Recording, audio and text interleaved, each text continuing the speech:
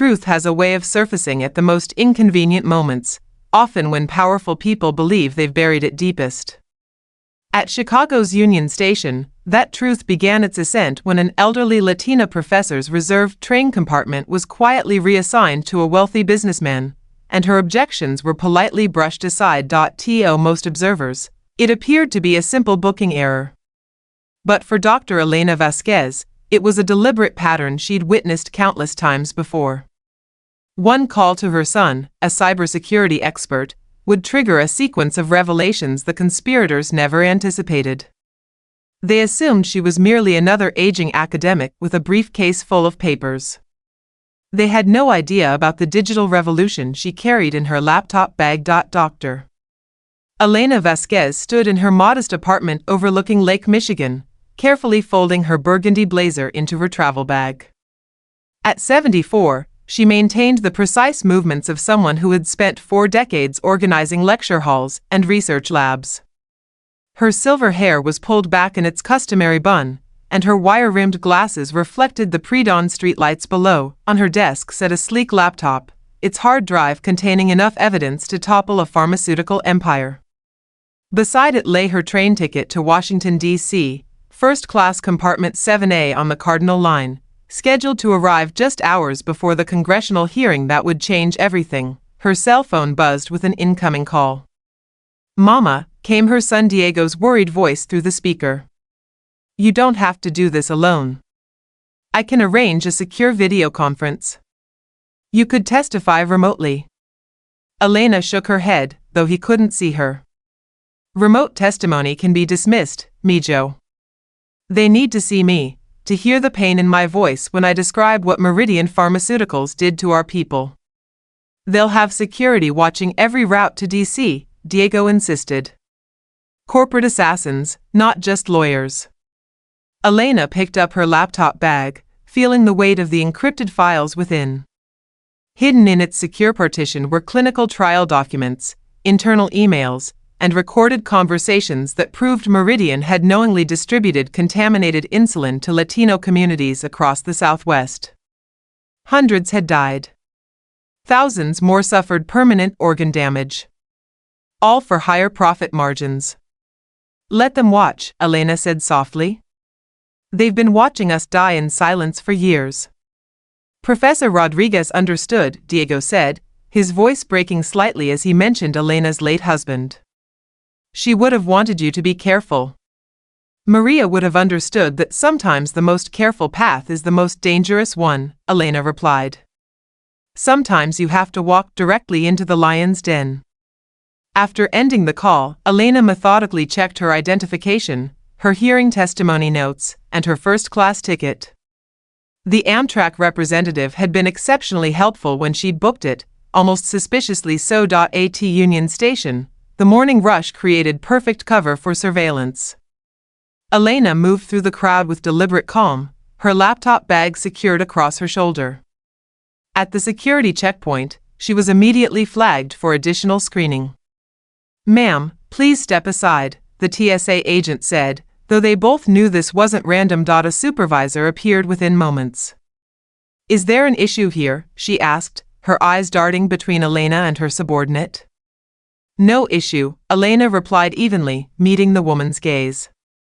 "Just another routine check, though I notice your definition of routine seems quite selective." The supervisor had the decency to look embarrassed as she examined Elena's university ID, then her laptop bag, before finally nodding to her staff. "She's clear. Move along." Elena collected her belongings with measured movements, refusing to let her hands shake with the anger building inside her. At the boarding platform, Elena watched as other passengers were processed efficiently.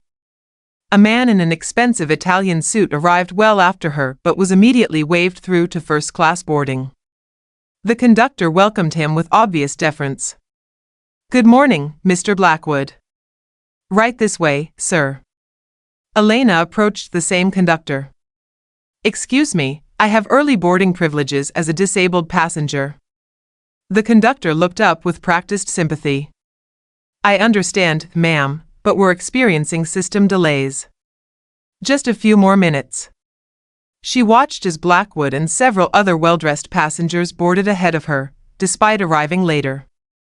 The pattern was unmistakable. When Elena finally boarded the train and found her compartment, a stocky man in his 50s was already settled in her seat, his briefcase occupying the table she'd specifically requested for her testimony preparation.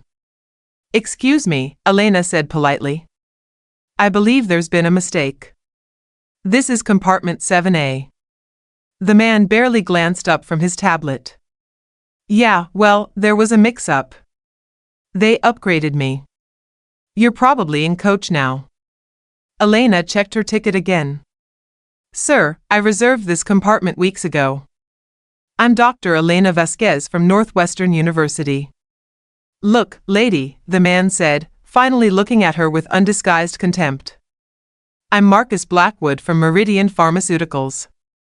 I think my company's business takes priority over whatever research you're doing." The name hit Elena like a physical blow. Blackwood, one of the executives whose signature appeared on the contaminated insulin approval documents. The man responsible for covering up the deaths in her community was sitting in her seat, dismissing her as if she were invisible. A train conductor appeared, her uniform crisp and her smile professional but cold. Her name tag read Jennifer. "Is there a problem here?" Jennifer asked. "This gentleman is in my assigned compartment," Elena explained, showing her ticket. Jennifer took the ticket without asking permission, barely glancing at it. "Ma'am, there seems to be some confusion about your booking. Let me see what we have available in coach." "There's no confusion," Elena said firmly. "I paid for this compartment specifically." Blackwood leaned back in his seat, smirking. "Maybe you should check your Medicare coverage, abuela. First class might be out of your budget." The slur hung in the air like poison gas. Elena felt decades of similar dismissals washing over her, every grant application rejected, every research proposal ignored, every time her expertise had been questioned simply because of her accent and appearance. "I earned my place here," Elena said, her voice steady despite her racing heart. "Just like I earned my doctorate, my research position, and my right to speak truth to power." Elena retreated to the train's cafe car, her hands trembling slightly as she dialed Diego's number. The call connected immediately. "Mama, I thought you were boarding." "We're on the train," Elena said quietly, keeping her voice low as other passengers chatted around her. "They took the compartment." Those 4 words carried decades of weight between them. It wasn't about the seat, it was about the systematic silencing, the deliberate marginalization, the countless ways powerful people made the vulnerable invisible. Diego's typing became audible through the phone. "Mama, I'm checking Blackwood's employee records now. Marcus Blackwood, Senior Vice President of Market Development at Meridian." "But Mama." His voice became urgent. "The conductor, Jennifer Walsh, she's not a real Amtrak employee. Her ID is fake." Elena's blood chilled. How deep does this conspiracy go? Deep enough that someone's monitoring your travel itinerary in real time. "I can see unauthorized access to Amtrak's booking system." Diego paused. "Mama, they're not planning to let you reach DC." A different conductor, this one a young Latino man with kind eyes, stopped near Elena's table. "Coffee, señora?" "Sí, por favor," Elena said, then returned to her call once he moved away. "How much do they know?" "Everything," Diego said grimly. "Your testimony tomorrow, the evidence you're carrying, they can't risk you exposing what Meridian did to our communities." Elena watched through the cafe car window as the Illinois countryside rolled past. In a few hours, she would either be testifying before Congress about pharmaceutical genocide, or she would be dead. "No more hiding, mijo," Elena said firmly. "No more waiting for the system to fix itself. You know what your father always said, justice doesn't wear a watch." "I remember, Mama," Diego finished. "Okay. I'm going to monitor all their communications. Any movement, any changes, I'll find a way to warn you." The young Latino conductor, whose name tag read Carlos, returned with Elena's coffee. As he set it down, he noticed her university ID visible on the table. Northwestern, he asked quietly. My sister graduated from there. Pre-med. Elena looked up, seeing something familiar in his eyes. What's her name? Rosa Martinez.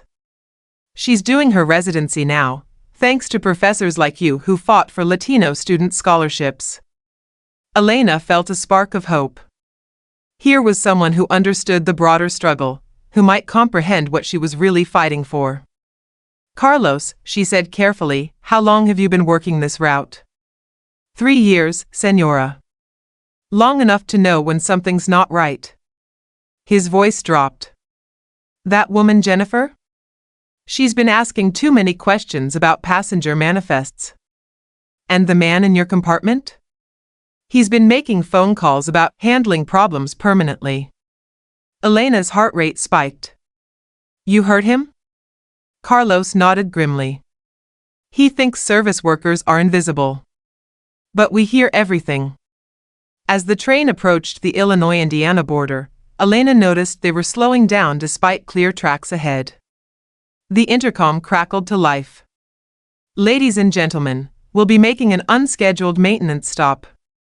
Nothing to worry about, just standard railroad procedures. Elena knew better. She pressed the call button to reach Diego, but found her phone had no signal. The train was now stopped in a remote area surrounded by farmland, the perfect place for an accident. Carlos appeared beside her table, pretending to clean up coffee cups. Señora, he whispered, there's a maintenance truck waiting by the tracks. 3 men got out. They don't look like railroad workers. Elena opened her laptop bag and quickly initiated an upload to Diego's secure server. If they killed her now, at least the evidence would survive. Jennifer, the fake conductor, approached, flanked by 2 men in railroad coveralls who clearly weren't employees. Their hands rested near concealed weapons. Dr. Vasquez, Jennifer said with false sweetness, we need you to come with us. There's been a security issue with your background check. Elena remained seated, her fingers still flying across her laptop keyboard. What kind of security issue? The kind that requires immediate federal intervention, one of the fake workers said, his hand moving toward his jacket, when Carlos moved with surprising speed. He swung his heavy coffee pot with perfect aim, catching the armed man in the temple. The assailant crumpled to the floor. The second attacker reached for his weapon, but Elena surprised everyone by grabbing her laptop and swinging it like a club. The solid case caught him across the face, sending him staggering backward into a table. Jennifer pulled out a radio, screaming into it, the package is resisting. We need backup. Elena's laptop finished its upload just as more attackers poured into the cafe car. Carlos grabbed the train's emergency communication system. This is Car 7, he shouted into the microphone. We have armed attackers threatening passengers. This is not a drill. The commotion drew other passengers into the cafe car. Several pulled out their phones, recording the chaos. Elena realized that Meridian's plan was unraveling. Too many witnesses, too much documentation. Blackwood appeared from first class, his face flushed with rage. Those are federal agents, he shouted. This woman is a terrorist. But the passengers weren't buying it. An elderly veteran in the corner stood up slowly. I know what federal agents look like, son, he said, his voice carrying military authority. These ain't them. More passengers began recording, their phones capturing everything. Elena saw her moment. My name is Dr. Elena Vasquez, she called out, her voice carrying the authority of 4 decades in lecture halls. I'm a pharmaceutical researcher, and tomorrow I'm scheduled to testify before Congress about how Meridian Pharmaceuticals knowingly poisoned Latino communities with contaminated insulin. She pulled up files on her laptop screen, turning it toward the crowd. These documents show internal communications where executives laughed about thinning the herd in what they called expendable populations.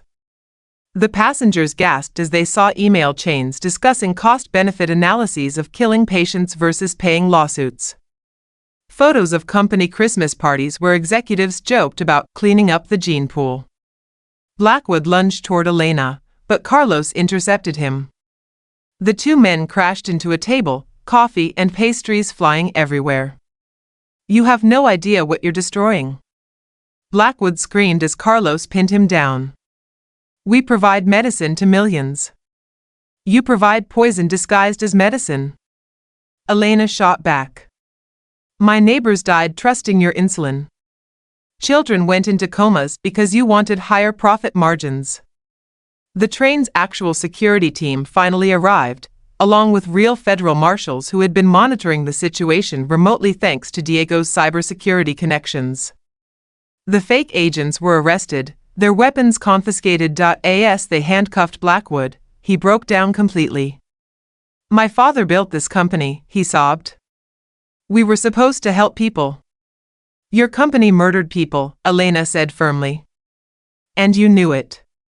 The real marshals secured Elena's laptop and testimony materials, ensuring they would reach Washington safely. As the train resumed its journey, Elena found herself back in compartment 7A, finally able to prepare her testimony in peace. Carlos stopped by to check on her. "My sister Rosa wants to thank you," he said. "She heard about your research into pharmaceutical discrimination. It's why she went into medicine, to fight for our communities." Elena smiled, feeling a weight lift from her shoulders. "Tell her that tomorrow's testimony is for all the young doctors like her. For all the patients we couldn't save. For all the voices that were silenced." The next morning in Washington, Elena sat before the House Committee on Oversight and Reform. Every seat was filled, cameras rolling, capturing every word as she methodically presented her evidence. Meridian Pharmaceuticals targeted Latino communities specifically, she testified, her voice steady and clear. They knew the contaminated insulin would cause kidney failure and diabetic comas. Internal documents show they chose our neighborhoods because they believed we were less likely to pursue expensive litigation. She displayed email after email on the hearing room screens, each one more damning than the last. Company executives discussing acceptable casualty rates and demographic cleanup opportunities. When she finished her testimony, the hearing room erupted in applause. In the gallery, she could see Rosa Martinez, Carlos's sister, now in her medical residency coat, tears streaming down her face. 6 months later, Elena stood in her university office, watching news coverage of the largest pharmaceutical scandal in American history. Meridian Pharmaceuticals had been dissolved, its executives facing criminal charges. Blackwood himself had received a 20-year sentence for conspiracy to commit mass murder. The contaminated insulin had been recalled worldwide, saving countless lives. A victim compensation fund, funded by Meridian's seized assets, was providing medical care to survivors and financial support to families of the deceased. Elena's phone rang. It was Diego, calling with updates on the ongoing investigation. "Mama, the FBI found evidence of similar targeting in other pharmaceutical companies. Your testimony opened the floodgates. Dozens of whistleblowers are coming forward." Elena smiled, looking out at the university campus where a new generation of Latino medical students were studying, inspired by her fight for justice. "Good," she said. "Truth has a way of multiplying once you let it breathe." On her desk sat a letter from Rosa Martinez, now working in a community clinic serving the same neighborhoods Meridian had targeted. The letter thanked Elena for showing her that medicine could be a weapon for justice, not just profit. Elena folded the letter carefully, placing it in a frame next to a photo of her late wife Maria. She had kept her promise, the truth was finally free.